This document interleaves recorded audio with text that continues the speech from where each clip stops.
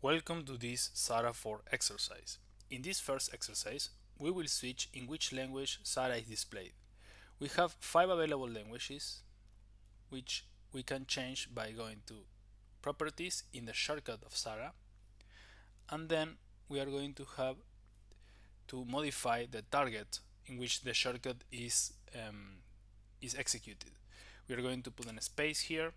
If we don't have any digit or 1, Sahara is going to start in Spanish.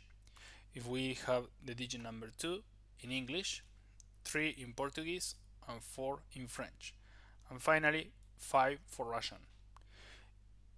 Let's do an example without any input, just the same as using number 1. Sara is going to start in Spanish.